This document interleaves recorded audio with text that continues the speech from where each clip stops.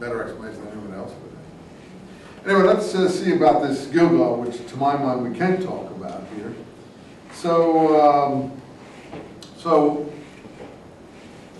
Joshua circumcised everyone, line 7, and they made their camp there until they were well again. Hence, the place has been called Gilgal until now, another one of those until now things. So they had the Passover there, the Mount stopped and so on. And when they got near Jericho, they saw a man standing there. And this is an angel of the host of Yahweh, line 14. Everything will be well. And this is the captain of the army of Yahweh. So God has a kind of angelic army already here, miraculously. Take your sandals off. Line 15, the place upon which you were standing is holy. Where did we hear that before? Moses and the burning bush. But nothing's done with that. You know, okay, the place, but where is it? What is it? You know, again, it's just a fragment that's put in.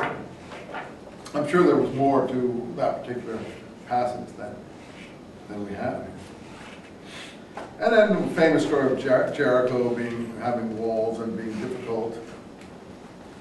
And Joshua, line 17, puts the whole city under ban.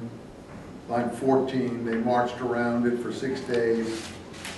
And then the 7th, the priests blew their trumpets, and somehow something occurred that allowed them to get through the walls and the gates or whatever here.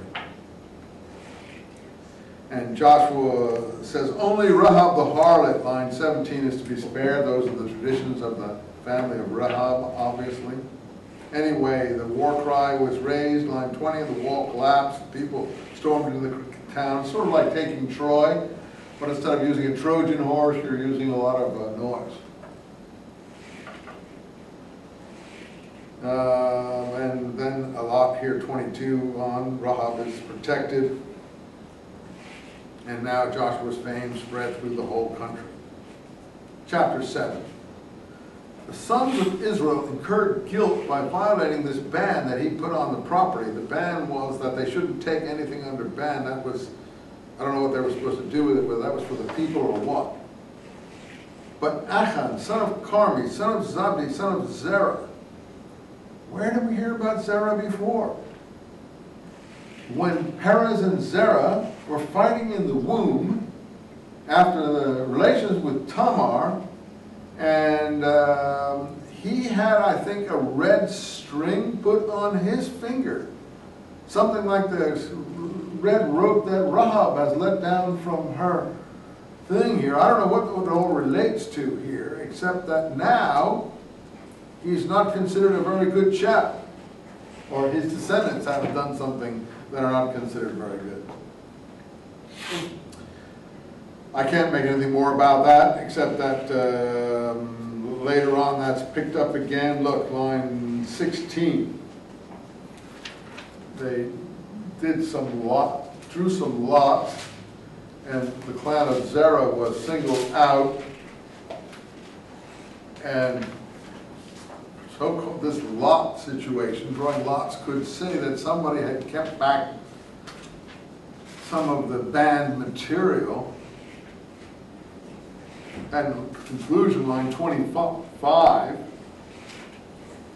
is that these persons brought evil on the community, and they were stoned. And a cairn was raised, which is there today. There it is again, 26, more tourist guide material. So that's another tourist guide going to the location. Oh, you see that? Now there's a cairn over there, and that's where the Israelites stoned Achan, son of Carmi, the descendant of Zerah.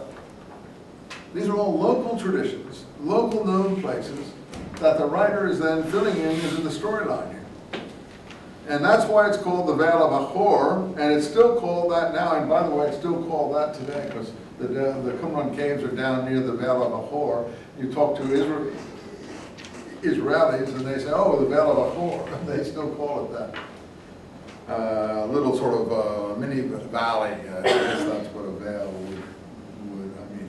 Now to go back here is some problem with the people of Ai. Now Ai is on the way up here. Ai is not down there in the valley. You see, Ai, well, this is is not good. This should be further up like this. But anyway, this would be Shechem here. And then over here would be Bethel someplace. We did this before. Anyway, Ai is somewhere here on the way up. Ai. And it's on the way up from the rift up into the hill country. So they pass some people who tricked them here. These are the people from Ai who play a trick on them, and they're forced to make a treaty with them. And obviously, this is another classic memory that the narrator is collecting here and is remembered. So where is that first, let's see, that first encounter with these, let's see. He sent men to Ai, east of Bethel, reconnoiter the country. So they went up and they said, there's no need for all the people to go. 2,300 men would be enough. So, because the enemy aren't so many, so 3,000 go up. But they failed, lost heart and retreated. So that's the problem of someone who's being blamed for this, that they didn't treat the band properly in Jericho. And that's the cairn. So chapter 8, back again to Ai.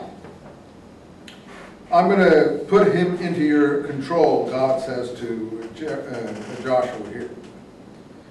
So, again, Joshua prepares for this battle. He took 5,000 men, line 12, between Bethel and Ai. And when the king of Ai saw what was going on, he hurried out to engage them there. And they left the town undefended, line 17. And they destroyed the town, burned it, and so on and so forth. And they attacked the men there, line 22. And the king of Ai was captured and brought to Joshua, line 23.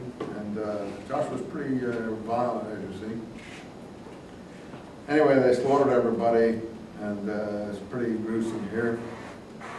And the town was under ban. All the booty and everything else, line 27. Joshua burned everything. Now, it sounds pretty gruesome.